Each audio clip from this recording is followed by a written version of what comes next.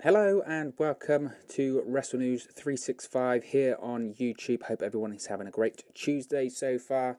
So what we're going to talk about today, we're going to talk about Monday Night Raw last night, and we're going to talk about what everyone, quite frankly, I think is talking about coming out of Monday Night Raw, and that was the Beth Phoenix Randy Orton segment that closed the show. Just off the top, before we get into the nitty gritty of things, what a segment! What a segment!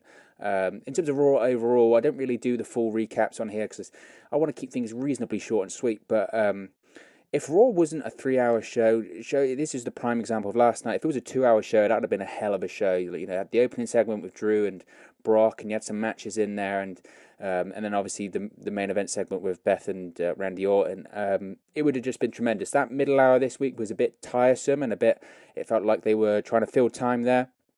But I can't complain. The Raws ever since really the start of this year have just been, on the whole, very, very good actually, which says a lot for Monday Night Raw.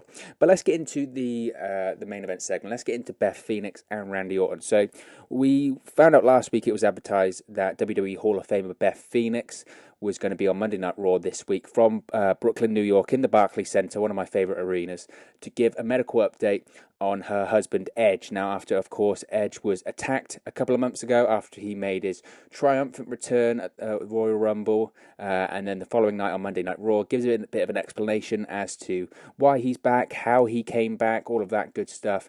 And then he was, of course, greeted by his former rated RKO teammate Randy Orton, who brutally assaulted him with an RKO and a concerto, chair shots to the back. It was awesome.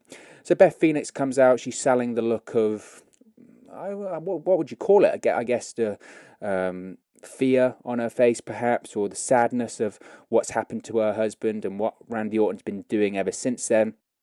But she didn't get very far into her explanation here. She gets a sentence in, says, "I'm here to give a medical update about my husband, Edge."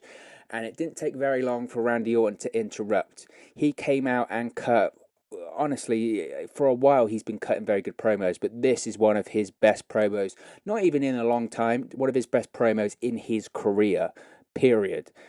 He finally gave his explanation as to why he attacked Edge 2 months ago. And he tells this long, long story about going to St. Louis, Missouri, going to a WWE show when he was younger, just as a fan. He wasn't a wrestler yet. He went to a WWE show with his dad and spoke to WWE agents and Hall of Famers. And he talks about how Edge was the only guy that came up to his dad and showed his dad, Cowboy Bob Orton, WWE Hall of Famer, the proper respect, and spoke to Randy Orton, who at the time was just a fan, and said, "Look, I hope we can work together one day, kid." Fast forward to years later when Randy Orton was running roughshod in the WWE, but he was also running roughshod outside of the WWE. We've all heard those stories about Randy Orton in the mid-2000s, just completely out of control. Crazy stories I've heard. We won't go into them here, but just Google them and you can find some absolutely insane stuff. Randy Orton in the ruthless aggression era outside of the ring was something else. And he talks about that. He talks about making bad decisions in his life at the time, and his life was literally on the line. But the one person who was there to pick him up from this dark hole that he was in and digging himself even further was Edge. Edge pulled him out of this dark hole, and Edge quite literally saved his life. So he has that bond with the Rated R superstar. Edge saved his life. Let's remember that point. So then he fast forwards even more to when Edge returned after 9 years out of the ring, forced retirement due to his neck surgery at the Royal Rumble. Everyone's going crazy. He even said it was nice to see Edge, of course, back in the ring, and nice to see him the following night on Raw. But he knew what he needed to do, that being Randy Orton. He said that some kid like him all those years ago would try and make a name off of paralyzing Edge, putting him out of the ring for good, or perhaps even worse. He called Edge a junkie.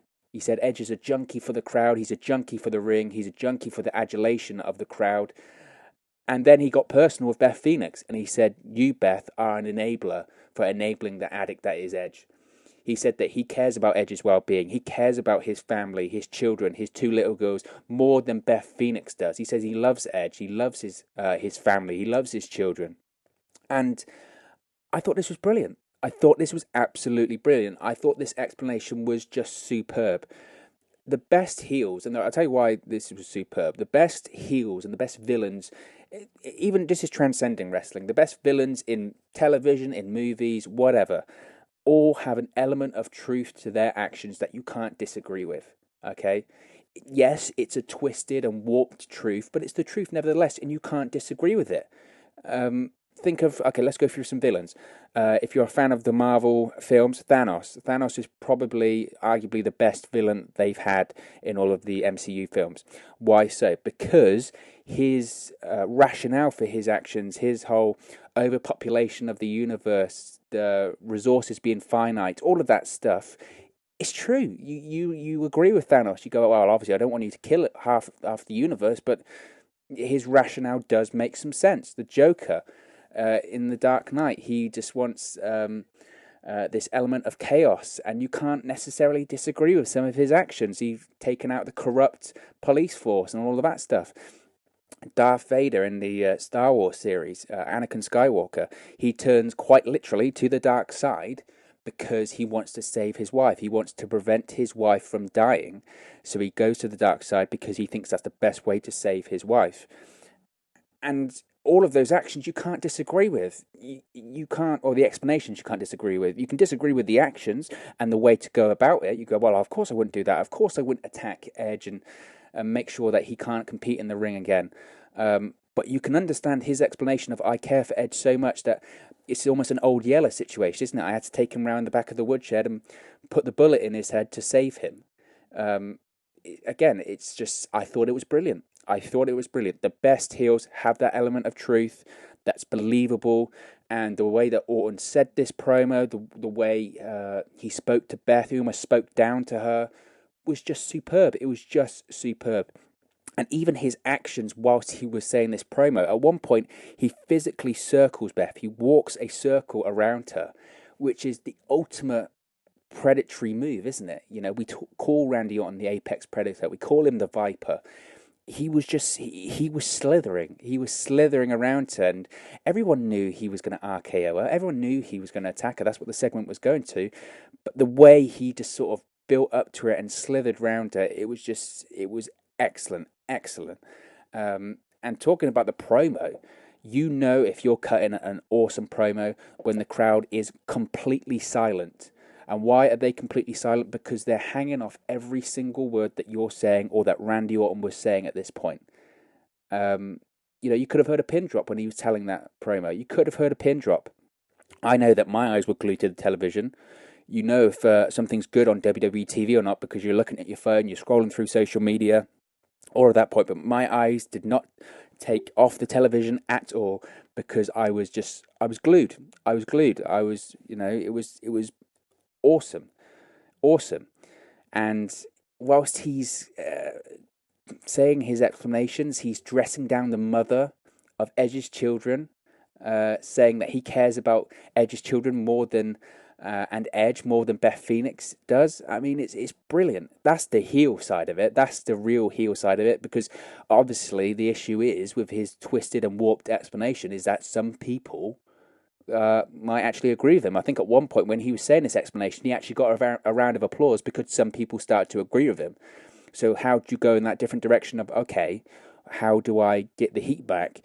You do it by dressing down Beth Phoenix, and that's exactly what he did. It was heel perfection by Randy Orton. We've always had the discussion about is Randy Orton a better heel or a babyface? And you look at a promo like that, it's exhibit A of why he's a better heel than a babyface, because he's got it down. He's got it down to absolute perfection. So going back to the segment, after Randy Orton does this awesome promo, honestly, if you didn't watch Raw last night, go on YouTube, find it somewhere. It's everywhere, so you can go and watch it there. Beth Phoenix responds by slapping Randy Orton, as of course she should. I mean, you've just been dressed down by this guy that attempted to paralyze your husband and then basically put the blame on you as opposed to the guy who actually did the action. So she slaps him, and then they have this visceral stare-off. And when I was watching this, I was thinking, this isn't just a man, versus Will. Beth Phoenix is jacked. She could certainly kick the ass of many, many men out there, so let's not get that. And then Beth Phoenix kicks Randy Orton, and then Orton responds with an RKO. The RKO we all expected at some point, but it didn't make it any less shocking, and it didn't make it any less gratifying to see in the segment. And then WWE did great camera work here. I really praised their camera work on SmackDown last week with the John Cena Fiend segment.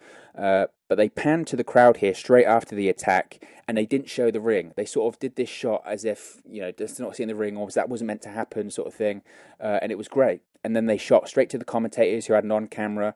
Byron Saxton did a great line when he called Randy Orton a son of a bitch, and he was really, emotional and visceral, and it was awesome. It was awesome. Absolutely phenomenal. And I know some people are going to say, oh, the male on female violence, is that very 2020 and all of that stuff.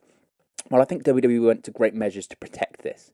They had Beth slap and kick Orton first, and of course that doesn't justify the male on female violence, but I would say to those people that are criticizing that, it's professional wrestling. It's not real. We live in a world of kayfabe in professional wrestling, even though kayfabe doesn't really exist anymore, but you know what I mean. So people are going, oh, it's bad role models, blah, blah, blah. It was just great television. You're picking holes in something that's really not there, okay? And those same people will also criticize WWE for saying, oh, they should go back to the Attitude Era, they should do stuff like they did in the Attitude Era or the Ruthless Aggression Era, when none of that stuff would fly today in 2020. So those people who want the Attitude Era and the Ruthless Aggression Era back so badly get a little taste of it, and then they will complain. That's professional wrestling fans, unfortunately.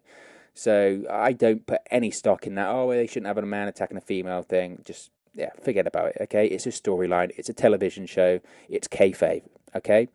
Now, in terms of Randy Orton so far, he is absolutely on fire, okay? Ever since they had this Edge return, and ever since he did that turn on Edge on Raw, which was, again, phenomenal, one of the best segments in at least 5 years on Monday Night Raw, every single week he has been on fire. He has been playing this heel, conflicted character to perfection. He's not like a fully fledged, just I'm a bad guy for doing bad guy's sake things. He's got logic to his actions. And he's got an explanation as to why he's doing it. And like I said, he is the Viper. He slithers around. You know the attack's coming. You know the RKO's coming. But it doesn't make it any less shocking. It's like Chris Jericho said about the Festival of Friendship segment. It's Red Wedding from Game of Thrones. You know it's coming. You know it's coming. But it's that build-up to it that makes it brilliant. If it's out of nowhere, but if it's the slow build-up and you can feel it coming, it's the oh no, bang. That's great TV.